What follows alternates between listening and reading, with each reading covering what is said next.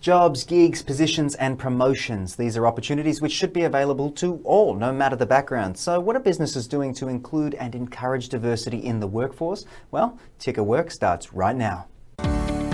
TickerWork, presented by IntoWork Australia, the leading national providers of employment, skills and support. Hello and welcome back to TickerWork together with the team at IntoWork, and it's been said that the workplace should reflect the society that we live in. We are continuing our discussion in relation to having a diverse workforce, and business owners may be worried about the possible cost, liability, ability assurance, etc., but we are looking beyond the negative impacts that people tend to think of and highlighting the long list of advantages when you diversify the team that you work with. I am fortunate enough to be joined by Poul Bottern from IntoWork. Welcome back to the program, my friend. Great to be here, Mike. Excellent stuff. So I guess we're jumping right in here and talking a little bit about how people could get Indigenous, Aboriginal, Torres Strait Islander people back into the workforce perhaps, off the bat. Yeah, look, it's been really exciting over the past few years to see companies starting to work far more about how do they ensure they have an inclusive and diverse workforce. We support tens of thousands of individuals right across the country every year into their placements into different companies. So that's whether it's people living with a disability entering into the workforce, people who are longer term unemployed getting into the workforce, whether it's migrants coming in or just a whole range of different backgrounds. But one of the most exciting aspects is Aboriginal and Torres Strait Islanders rightly finding their place at the centre of workforce again. And I think that's been happening for a period of time now, but increasingly it's exciting to see that happen. So we've actually engaged a number of Indigenous liaison officers right across the country who can help us and also help the businesses and individuals that we work with to be able to more effectively engage people into the workforces. So yes, it's exciting to be able to chat about that today. Perfect time to bring in our guest for today, and we are fortunate enough to have Shane Williams, who is the Queensland-based Indigenous Officer for MAS National and IntoWork. He is passionate about strengthening the social and economic empowerment of Aboriginal and Torres Strait Islander people and their communities as well. Shane, welcome to you. Thank you. Thank you. So it sounds like IntoWork has been working hard to build a meaningful relationship and strengthen ties with First Nations people. How does this strengthen a business based on your experience and what you've seen? I think my observations of IntoWork Australia and its efforts in building relationships with Aboriginal and Torres Strait Islander people has demonstrated to me that it is embracing cultural diversity on a platform of respect and unity. And that's very important because our actions are about building our organisation's Aboriginal and Torres Strait Islander cultural capability and collectively transforming and strengthening our business environment to ensure it is culturally safe and responsive to the workforce needs and aspirations of Aboriginal and Torres Strait Islander people and their communities.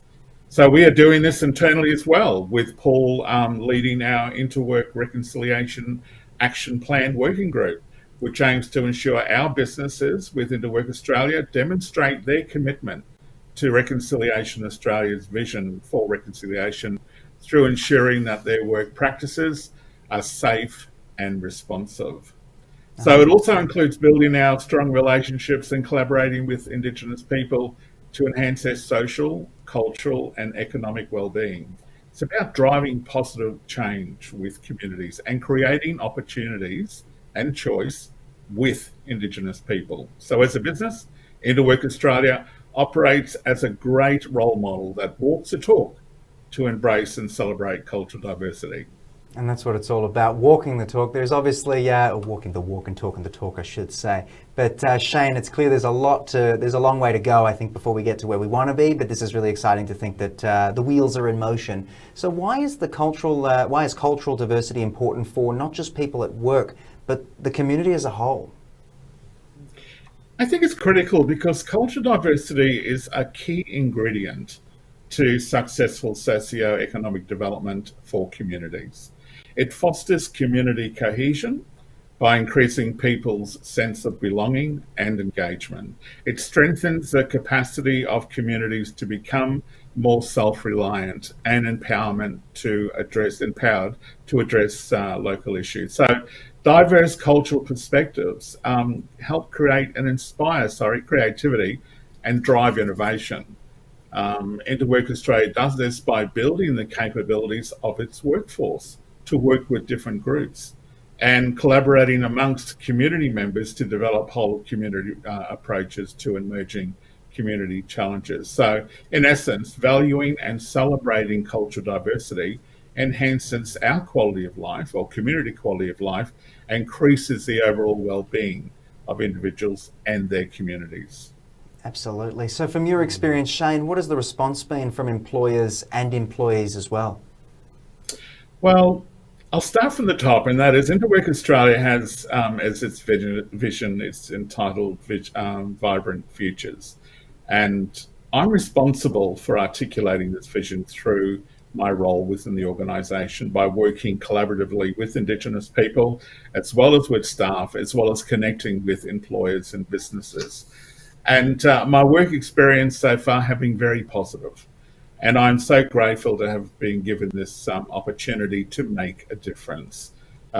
This has occurred through implementing cultural capability activities, such as our recent Reconciliation Week, which was commemorated at the end of May, where I used narratives from my life experiences to help to dispel negative stereotypes and personal biases about Indigenous people and their communities, but to highlight the struggles experienced by Indigenous people and, importantly, celebrate the achievements gained.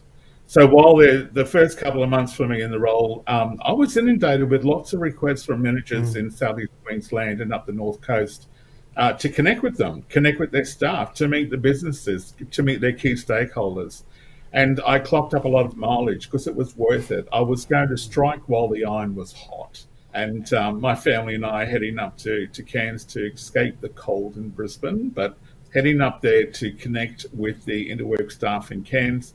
And I'm really grateful for the fact that they're making the time to come and meet with me, to have a coffee, to have a chat about my role. But it's important that I listen to how they deal with Indigenous clients and understand some of the implications that they have in their role with linking them to training and employment opportunities. So I need to share that staff need to understand, because I come from far north Queensland, that there are cultural differences and protocols that need to be embraced up there to truly value diversity. And we're talking about communities in far north Queensland that have language as English as a second language, that has remoteness, that has access to employment and training that's been limited. So working with the staff and discussing these issues or implications is important so they can identify the best solutions, or what we call workforce solutions, to apply with our people.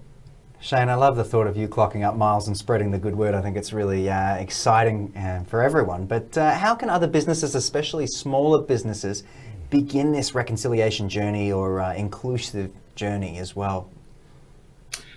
It's interesting comment there, because on my journeys and in my observations, meetings with people and organisations, they're already on that reconciliation journey, Mike. They're building relationships, respect and trust between Aboriginal and Torres Strait Islander people and non-Indigenous Australians. I mean, businesses are building their work environments which are culturally driven by diverse people. They're building a workplace environment that is psychologically, culturally and physically safe for work colleagues and clients to come into. Businesses are developing diverse work teams that bring people with different perspectives and approaches together. So I've observed instances where I've been across the state of Queensland and seen that businesses are quite actively promoting reconciliation, and not only reconciliation but diversity as well, but embracing it on this platform of unity.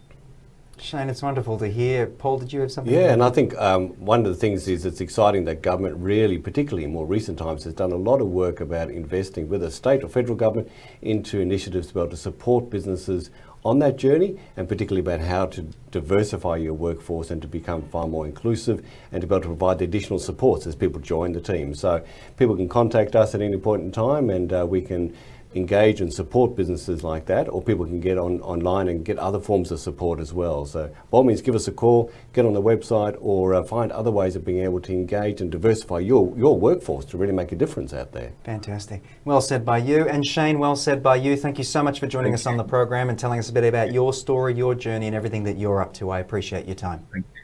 Thanks, Mike. Thanks, Paul. All right, guys, that's it from me for now. I want to thank you for your time, and of course, make sure you head out and check the IntoWork team, as Paul mentioned earlier, and the number as well as on the screen. And of course, thank you to Paul for bringing us such a great discussion, as Thank you, always. Mike.